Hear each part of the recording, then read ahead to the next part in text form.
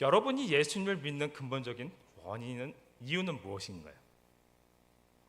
보통 가장 중요한 목적이라고 한다면 그것은 우리가 예수님을 믿고 영원히 구원함을 받고 천국의 백성이 되는 것일 것입니다.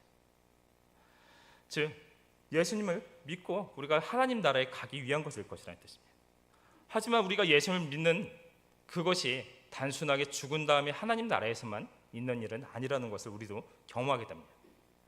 그리고 예수님을 믿고 간절히 기도할 때 우리의 육신의 아픔이 치유되고 건강한 몸을 회복하게 되는 때가 있음을 경험합니다. 우리가 간절히 기도할 때 우리 가정의 문제들이 해결되어지고 또한 우리 모든 근심들이 사라지는 경험들을 하게 될 때가 있다는 것입니다. 우리가 간절히 기도하는 과정 속에서 우리가 배우자를 만나게 되고 행복한 가정을 꾸리게도 됩니다. 간절히 기도하는 속에서 우리가 다양한 삶의 축복들을 얻게 된다는 것입니다. 즉 예수님 안에서 우리가 영혼의 구원함을 받고 또한 삶의 축복 또한 이루는 것들이 사실입니다. 그런데 우리가 반대의 경우들이 있음을 경험하게 됩니다. 우리가 받는 구원에는 변함이 없지만 사실 우리가 간절히 기도하는데 하나님께서 응답하시지 않을 때가 있음을 경험합니다. 간절히 기도하는데도 불구하고 하나님께서는 응답하여 주시지 않는 것입니다. 가정의 문제들이 해결되어지지 않으며 사업장의 문제들이 해결되어지지 않을 때가 있습니다. 즉 간절한 우리의 기도에도 불구하고 이것들이 하나님께서 왜 응답하시지 않을까라는 우리 속에 의문이 생길 때가 분명히 있다는 것입니다. 저는 오늘 이번 설교 주제를 가지고 준비를 하다가 한 분의 기도문을 한번 발견했었습니다. 그건 라이놀트 니버라는 유명한 신학자 분의 기도인데 혹시 여러분들이 인터넷에서 니버의 기도라는 제목으로 찾아보면 많이 찾아보실 수 있는 기도입니다. 그 내용을 잠깐 한번 좀 같이 나눠보자 보면 이렇습니다. 그 기도의 내용입니다.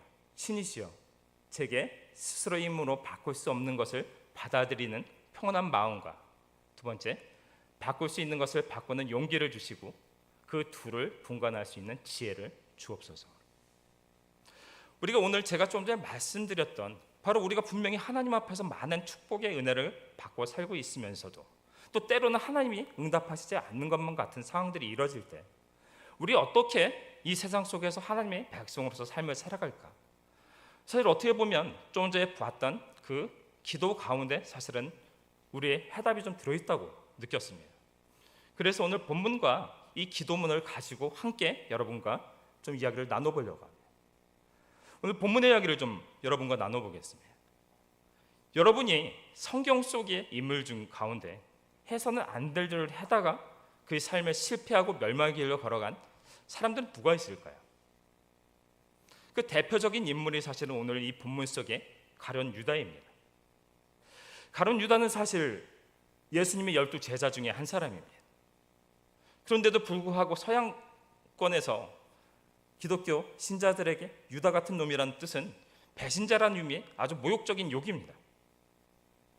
또한 어느 나라에서는 이 유다라는 이름이 주는 이 나쁜 이미지 때문에 애가 태어났을 때 그 이름을 써서는 안 되는 금지된 이름 중에 하나라고까지 이야기를 합니다. 12 제자 중에 한 사람이었던 유다가 어째서 이런 사람들의 취급을 받게 되었을까요? 이 유다라는 이름이 사실 나쁜 이름은 아니었습니다.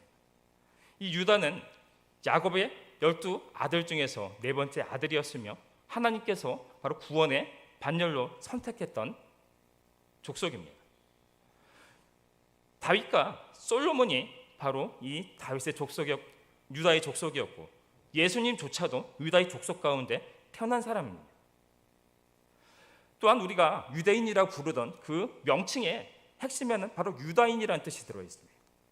이처럼 하나님께서 축복하시고 하나님의 구원의 반열까지 만들었었던 유다라는 이름에 왜 이런 저주스러운 이름이 붙게 되었을까요?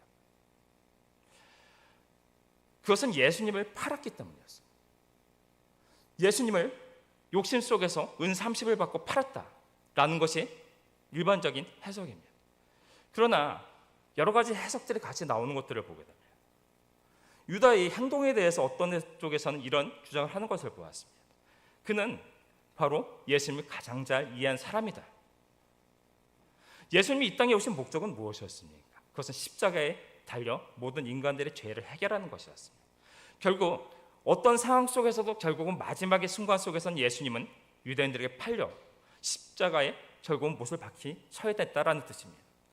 결국 그 모든 사명을 감당하는 데 있어서 유다가 예수님의 사명을 가장 잘 이해했기 때문에 바로 예수님을 팔아 그 성취를 이루었다라고 주장하는 경우도 보았습니다.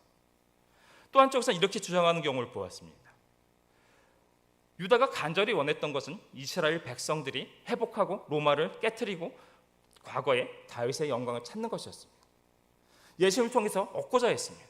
근데 예수님은 충분히 그만한 능력을 가졌다라고 보여지는데 예수님은 아무리 보아도 그것을 행하려고 보여지지 않았다라는 것입니다.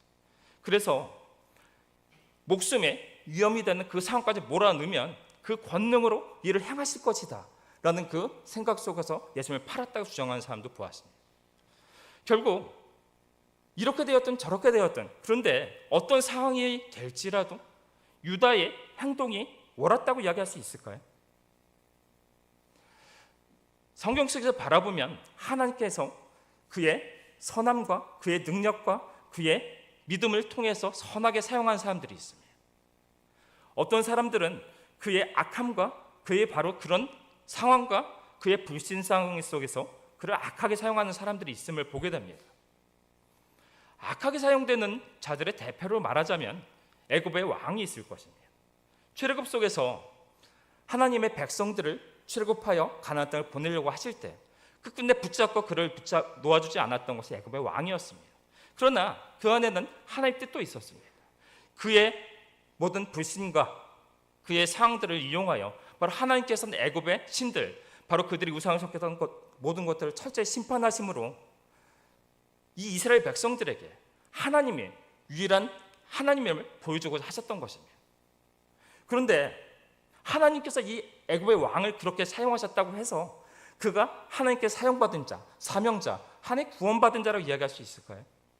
그는 결국 악한데 사용받은 자에 불과하다는 것입니다. 가룟 유다의 경우도 마찬가지입니다. 결국 그의 행위는 결국 결론으로 예수님을 십자가에 팔도록 넘겨준 행위였습니다. 예수님께서는 그에게 수차례 사실은 암시를 주셨습니다. 나를 팔 자가 있도다. 또한 그는 태어나지 않는 것이 졸빠나였도다. 사실 어떻게 보면 마지막 기회를 주신 것입니다. 그러나 그의 행동은 무엇이었습니까? 결국 돌이키지 아니하고 예수님을 십자가에 파는 행위를 벌였습니다. 만일 그가 돌이켜 예수님을 팔지 않았다면 어떻게 되었을까요? 예수님은 다른 방법으로 다른 사람을 통해 십자가에 오르셨을 것입니다. 그러나 유다는 죄인의 대명사 배신자로서 남지 않게 되었을 것입니다. 나머지 제자들과 함께 아마도 선교 속에서 그 이름을 남겼을지도 모릅니다. 그러나 결국 그는 예수님을 스승을 팔고 십자가에 못 박도록 내어준 자가 되어버리고 말았다는 것입니다. 이 사건을 오늘 아까 처음 나눴던 디버의 기도와 연결해서 한번 해석해 보려고 합니다. 첫 번째 기도의 단락이 이것이었습니다. 우리가 나의 스스로의 힘으로 바꿀 수 없는 것을 받아들일 수 있는 평안한 마음을 주옵소서. 이 유다의 행동에 대해서 한번 생각해 보겠습니다. 유다의 행동이 악한 것일까요? 유다의 염원은 사실은 이스라엘 백성의 해방이었습니다. 어떻게 보면 예수님이 이 땅에 메시아로 오셨을 때 그분을 통해서 자기의 소망을 걸었을 것입니다. 그분은 그만한 능력을 가지고 있는 것을 보였습니다. 죽은 자도 살리시며 모든 것을 고치시는 능력들을 보았습니다. 그 마음속에서 메시아가 오셨다. 바로 내가 그토록 염원하던 바로 이스라엘 백성들이 해방되고 로마를 깨트려 이제 모든 영광을 찾을 때가 왔다라고 느꼈을지 모릅니다. 근데 아무리 따라다녀도 사실 예수님께서의 모습 가운데 자신의 염원들이 해결될 모습이 사실 보이지 않았을 것입니다. 그게 마지막 희망이 하나 생겼었습니다. 종료주일 가운데 온 백성들이 떠들썩하게 예수님을 받아들이며 그 속에서 떠들썩하게 예수님이 이 예루살렘에 입성하는 모습을 봅니다. 이들을 규합하여 저항 세력을 만들고 왕이 되어 로마 세력을 깨트린다면 바로 자기의 그 모든 염원들이 이루어지는 그 자신의 모든 기도가 이루어지는 상황이 이루어질 것이라 보여지는 상황이 되었을 수도 있었을 것입니다. 근데 예수님은 그 다음에 어떤 행동을 하셨나요?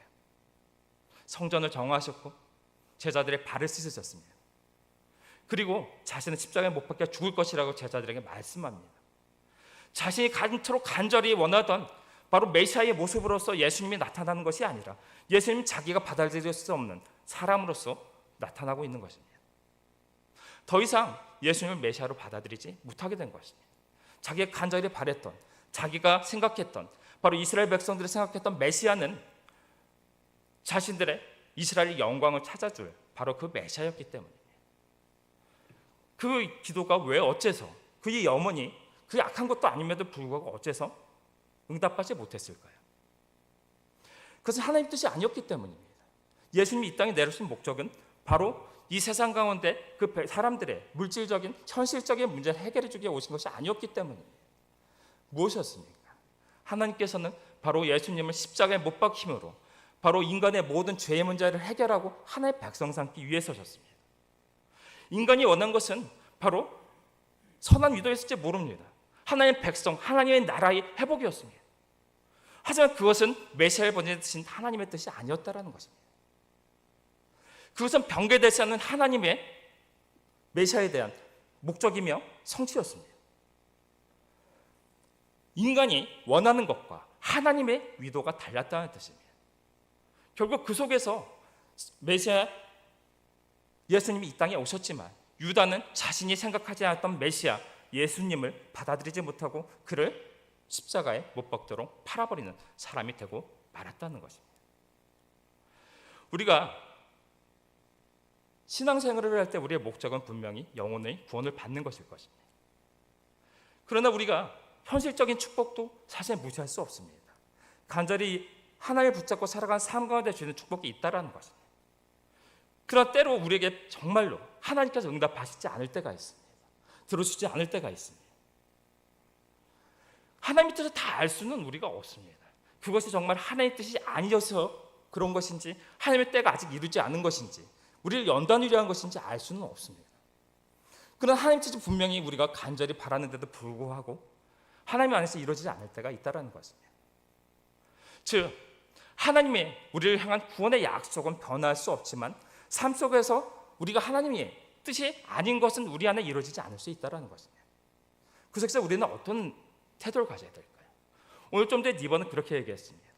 바꿀 수 없는 것을 받아들일 수 있는 마음을 달라고 말합니다. 하나님께서 우리를 향하여 아니라고 말씀하실 때가 있습니다. 그것은 너희를 향해서 나의 뜻이 아니라고 말합니다.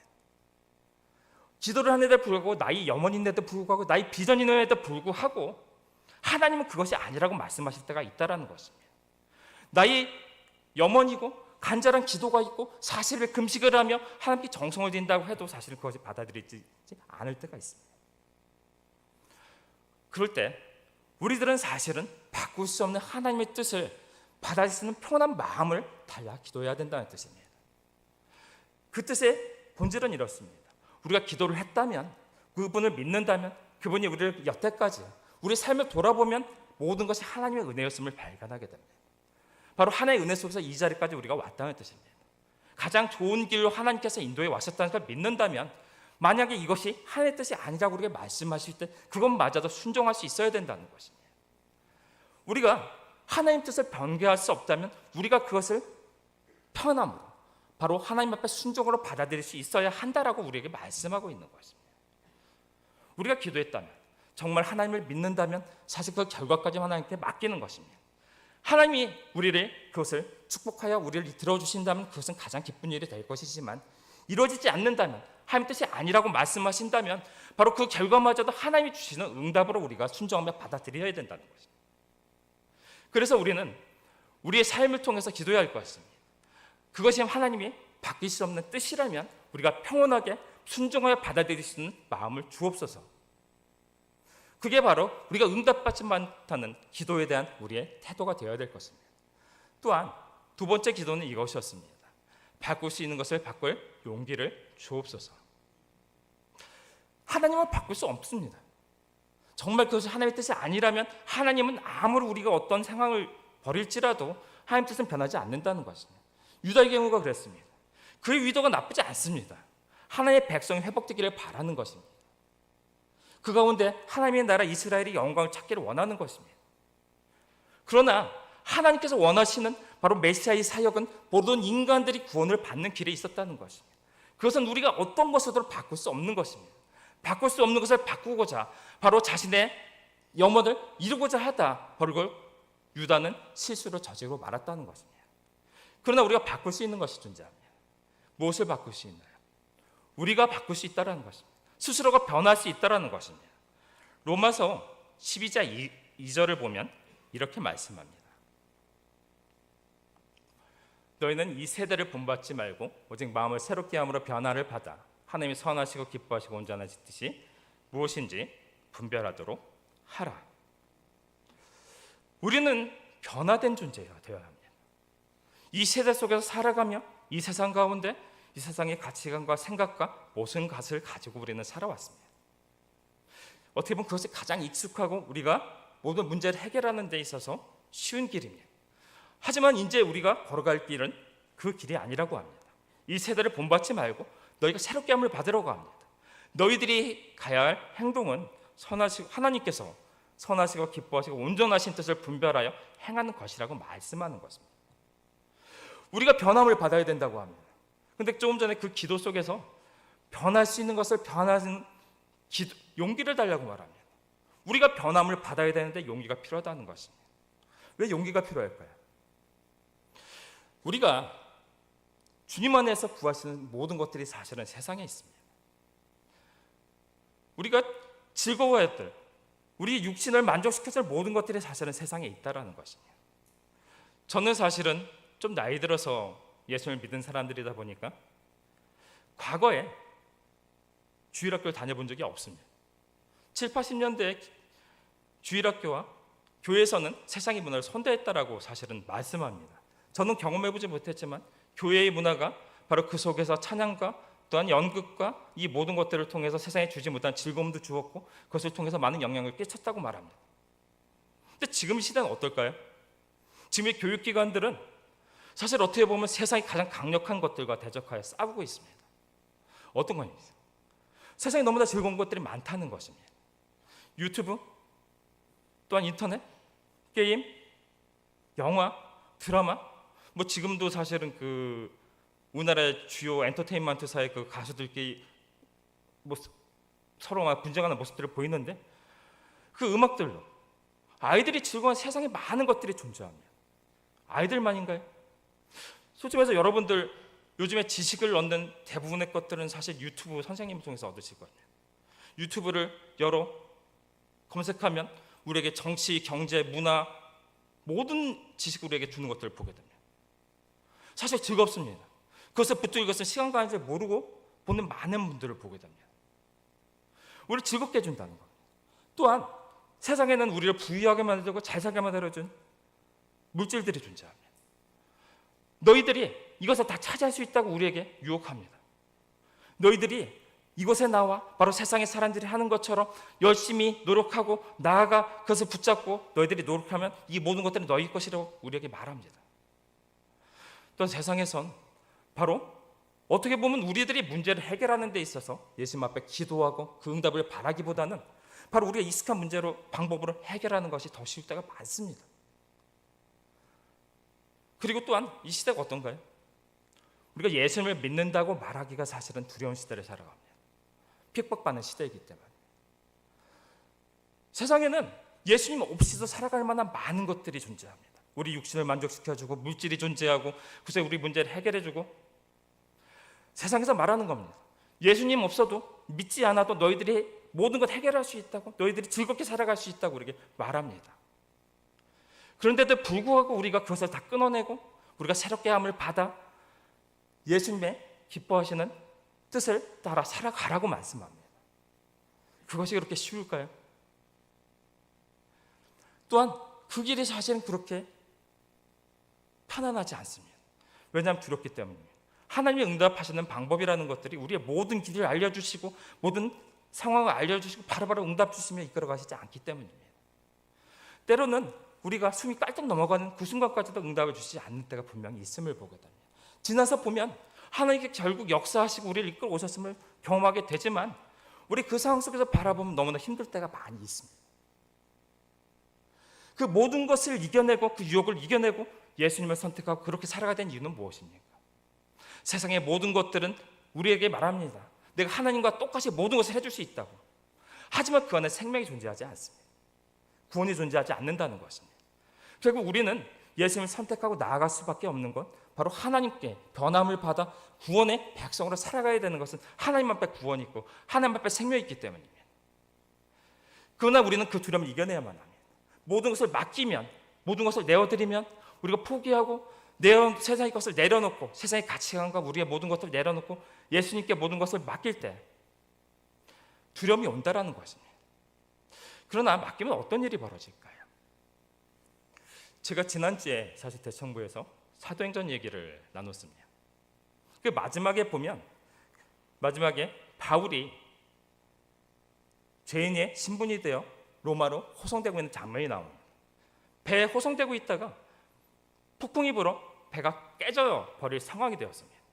모든 사람들이 죽을까 봐 두려워 떨고 있을 때 바울은 두려워하지 않았습니다. 어째서일까요? 사도행전 27장 24절과 25절에서 이렇게 말씀합니다. 바울아 두려워하지 말라. 내가 가이사 앞에 서야겠고 또 하나님께서 너와 함께하는 항해하는 자를 다 내게 주셨다 하였으니 그러므로 여러분이 안심하라. 나는 내게 말씀하신 그대로 되리라고 하나님을 믿노라. 그는 왜 평안할 수 있습니까? 하나님 앞에 붙잡혀 있는 사람이었기 때문입니다. 하나님의 사명을 붙잡고 있었기 때문입니다. 자신은 가이사 앞에 서서 하나님의 말씀을 전해야 될 자예요.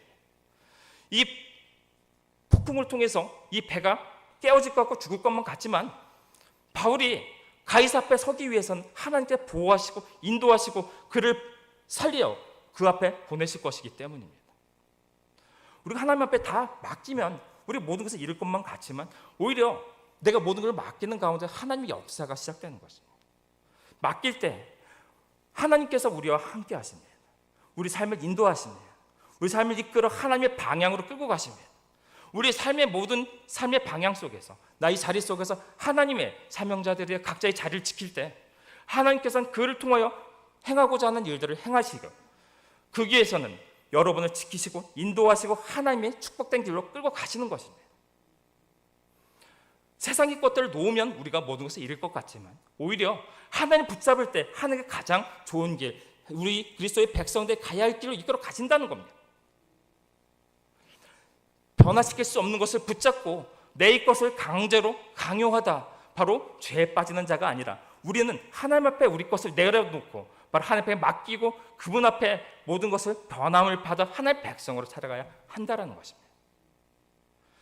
바로 기도의 모든 내용이 사실 이것이었습니다. 응답이 없을 수 있습니다. 하나님의 뜻이라는 응답하시지 않습니다. 그러나 그 모든 것마저도 응답이 없는 것마저도 나의 뜻과 다른 하나님의 뜻마저도 하나님의 응답이라 생각하며 순종할 때 바로 나의 삶을 통해 하나님의 역사가 이끌어 가자는 것입니다. 바로 하나님이 주시는 가장 좋은 길을 인도하시는 3일길을 인도하시며 나의 미래까지 나신 그 하나님이 나를 가장 좋은 길로 인도해 가신다는 뜻입니다. 우리는 하나님 앞에 맡겨야만 합니다. 하나님 앞에 내려놓는 것입니다.